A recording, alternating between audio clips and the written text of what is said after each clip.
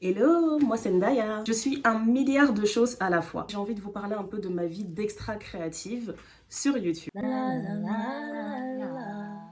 Ça fait 5 ans que j'ai emmené mari et enfant pour m'installer à Londres. C'était la meilleure décision de ma vie. Dans ma vie, j'ai travaillé en tant que podcasteuse, peintre, scénariste, graphiste, directrice artistique et j'en passe. Je suis employée à temps plein dans la finance. Je travaille sur la création de 3 différentes entreprises. Alors cette chaîne que j'ai créée, c'est pour m'aider à tenir tous ces engagements, tous ces objectifs que j'ai. Je me suis dit qu'en fait, si je mettais tout en ligne, si je documentais tout, non seulement ça me permettrait de regarder en arrière et de voir vraiment l'évolution que j'ai faite. Alors oui, je me mets à nu sur l'internet de Beyoncé en espérant m'aider et en même temps aider d'autres personnes à atteindre ces objectifs qu'elles se sont fixés. Et si au passage, ça me permet de faire un petit peu de sous, je dirais pas non. Coucou les sponsors! Je suis pas particulièrement fan des étiquettes, mais si je devais m'en donner une, je dirais définitivement une enfant des années 90, fan de pop culture, très gourmande et flemmarde professionnelle. On dirait pas comme ça, hein, mais si, flemmarde professionnelle.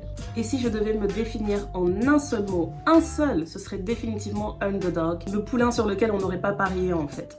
Et moi je suis fascinée par les personnes qui croient tellement en elles, genre de manière delusional. Ça m'inspire et j'ai énormément de respect pour les personnes comme ça. Et quand je regarde les relations que j'ai créées dans ma vie, que ce soit amicales ou sentimentales, je retrouve toujours un peu ce truc en fait. Donc je dirais vraiment que le côté underdog, c'est ce qui me passionne, qui me définit bien, là où en fait je trouve ma paix. Sinon, on me dit souvent aussi que je suis un peu bizarre, une weirdo, mais franchement, je l'accepte, je le reçois, il n'y a pas de problème. Je pense que c'est pas tout à fait vrai, mais je pense que c'est lié au fait que, en tant que femme noire, afro-descendante, il y a beaucoup de hobbies ou beaucoup de choses liées à la façon dont je pense, en fait, qui rentrent pas dans les codes culturels. C'est pas comme les autres, voilà. Mais je reçois.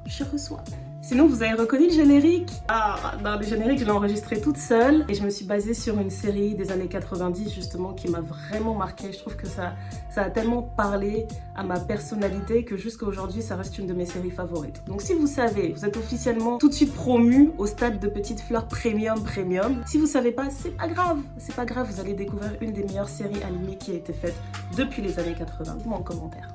Voilà, je vous en dis pas plus sur moi et je vous laisse me découvrir. Je vous laisse découvrir les autres vidéos que j'ai postées. N'hésitez pas à liker, à commenter, à partager, à vous abonner à ma chaîne et aussi à me dire ce que vous aimeriez voir comme type de contenu et ce à quoi vous vous attendez. Et je vous dis à très bientôt. Bisous mes petites fleurs.